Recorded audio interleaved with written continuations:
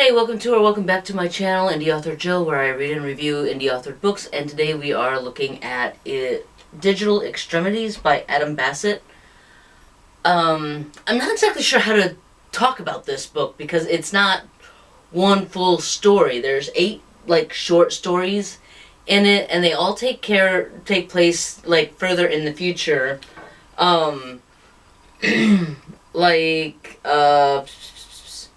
The very first one, Alone Together, it happens in 2089. But it's all very futuristic, and almost everybody in each story, everybody has some kind of cosmod installed, which, if you need that broken down, it's cosmetic modification. So, in the first story, there's not really a whole lot of cosmods, except for everybody has these lenses in their eyes, like these contact lenses, where they can access the internet and scroll through different things, much like you would on your phone. And what this does is it has the effect of, when somebody is looking at something on their lens, it has the effect of them looking off into space. In one story, one guy talks about one guy staring off into the distance, and he's like, to be fair, he might just be playing solitaire, you know. But for the most part, it's just kind of a struggle for survival, I guess is what I would call it. So for instance, you have these, the first story involves a woman who has miscarried, and she's not dealing with the miscarriage very well. And there's all these different treatments that are supposed to help her with dealing with the pain and the heartache. And she makes the comment, "I don't need it hidden, I need it gone." And so she goes to a memory modification plant to just get the memory of the miscarriage erased. And her husband, she doesn't tell her husband about it, but he finds out about it and decides that if his wife, who overthinks everything, has come to the conclusion that this is the best option, then maybe it is. So he goes and gets the recollection modification done as well. Another one, the guy has a cosmod on his arm to help with dealing with the heat when he's glass blowing. Another one doesn't really have a whole lot of cosmod other than the link in his eyes, but his family is struggling financially. He's taking on every bit of hours he can at work to take care of his family, and it's still not enough. And basically, he has to, in order to get the hours he needs, he has to sabotage his friend and take his friend's hours.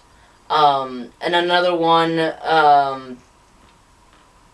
it's not so much a struggle. The guy that's glass blowing, it's not so much a struggle for him. Like, he's not. He is struggling to survive. I mean, he's trying to figure out, how do I pay my rent? How do I pay for the repairs on my car? How do I, just keep going? But at some point,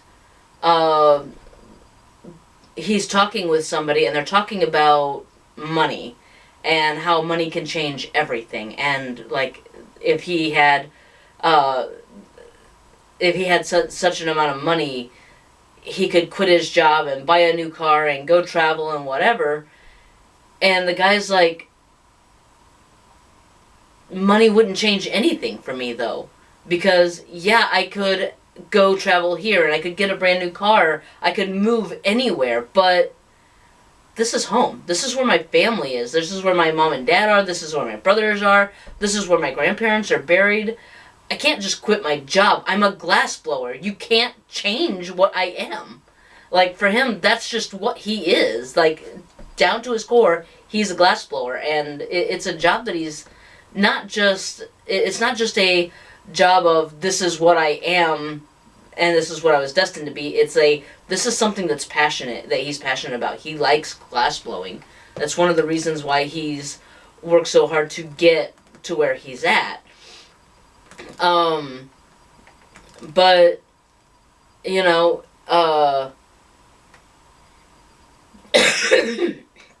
the overlying thing that is the thing that kind of binds all the stories together is that the Cosmods don't really help anything. They don't fix anything. They don't change what their human counterparts are. As Alice's father says, money doesn't change things, people change things. And she ends up taking that to heart. And she has one dream, and she realizes that that dream can still be a hobby, but she needs to be one of those people that changes things. So, she makes a change in her direction. She changes her trajectory, and none of the stories really end in a satisfying way, but they don't end dissatisfying. They just kind of leave off. Like, when the guy comes out of his memory reprogramming, he sees his wife waiting in the waiting room for him, and she smiles, and he says, but there was something off about the smile. And it's because she knows what he tried to forget. And she understands why he felt the need to forget it. You know, like I said, they went through a miscarriage, and she... they get a flash drive of a peek of their memories, saying, and they tell him, you can erase your memories once, and we will give you a drive that will give you a peek at the memory that you had erased. However, we can't erase the memory of what you see. So if you do decide to peek at this, don't come back asking for that removed. We can't do it.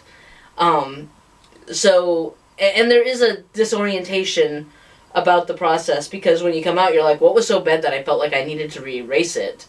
And your mind starts kind of for her, it starts going through all the things of, was it an accident? Was it a death? Was it something, like, what was so bad? And then when she decides to take a peek, she realizes what it is she forgot. And, she realizes her husband has gone off to do the same, so she runs after her husband.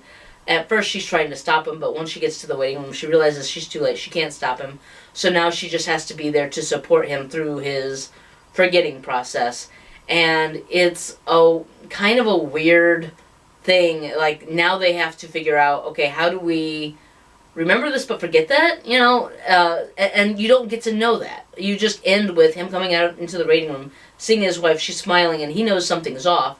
So now she has to decide, do I tell him what he forgot? Or do I just live with it and let things go? And he's got the chip if he ever decides he wants to look. And so, you know, maybe that's the right move, is just to let him keep the chip and let him hang on to it. And if he wants to look, he can look, and let him make that decision. But everyone ends with they can make a choice. And you're not really sure necessarily what that choice will lead to. Like with Alice, who she has a passion for flying, but she decides that flying is maybe going to be a hobby because something else has happened now, and she realizes she needs to be the difference maker here. And so she pursues that. And you know that that's what she's going to do, because she and her mom and her uncle are making their way to the university to talk to them about making that change. And you know that's what she's going to do, but you don't know how that pans out, because she's, you know, it ends there. I do like how each story ends kind of on a minor cliffhanger of kind of a letting the reader decide what happens next. Let them fill in the end for it. And it also allows for, if you got multiple people, say if you decided to put this in make this part of your book club, which I would absolutely think would be a great idea. If you decided, let's say it's in a book, you have a book club, you choose this book. If you're the kind of book club that meets once a week, like what I had, then I would say just one short story a week. And then at the end of that week, come together and have a discussion about that story. Because the implications and the morality of each possible way that somebody could go of, well, what do you do if, like, let's say you decide you want to sell a family heirloom, but, you know, should you keep the heirloom, but you're struggling, and selling the heirloom might help you not struggle as much. So do you sell the family heirloom or should you not? Was there something special about the heirloom that maybe is helpful that you're not aware of? Or if you do sell it, do you find a way to get it back? You know, different situations like that. If you're, the mind modifications are the biggest discussion points, I think, of how to, you know, changing the way you look and changing the way your mind works. One girl is, she's not even trying to survive. She's living her best life, doing the best things she can. She's got it good. But she wants to go back to her hometown to see her dad, and because of one of the cosmods she has, her dad kind of rejects her. And she's horrified about this. She's very upset about it. And it's one of those, it's a great conversation of, you know, is that something that would be worth, you know, tarnishing a relationship, a familial relationship over? Or, you know, who was right in that situation? Was the girl right, or was she right in that she should be accepted no matter what she chooses to do with her body, if that's what makes her feel like she looks good and she's confident and comfortable and whatnot with the way she looks? Or was her father right in saying you had no reason to change, you shouldn't have changed yourself? And like I said, I think there's a lot of really good conversations that can come from these 8 different stories. And like I said, I don't really know what else to say about this. Like I said, they all take place in a distant future when everybody has the internet embedded in their brains and they're paying for everything with a chip in their finger. Other than that, but like, it's interesting to think that this far in the future things still don't change. I made a comment in Elite Memories where I kind of gave David J. Gibson a hard time because the year is like 2050 something and the hospital gown technology has not changed at all.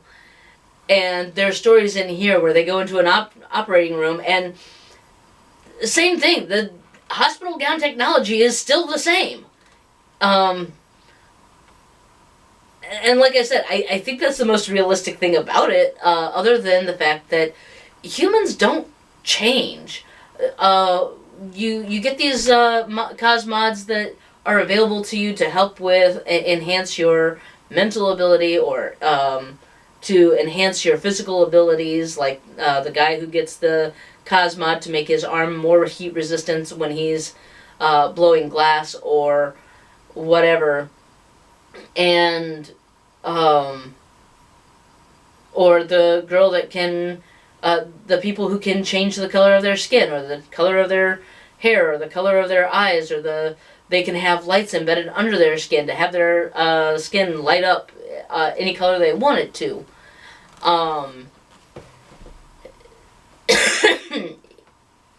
I think it's an interesting commentary on the fact that humans are never really satisfied with anything that they can do.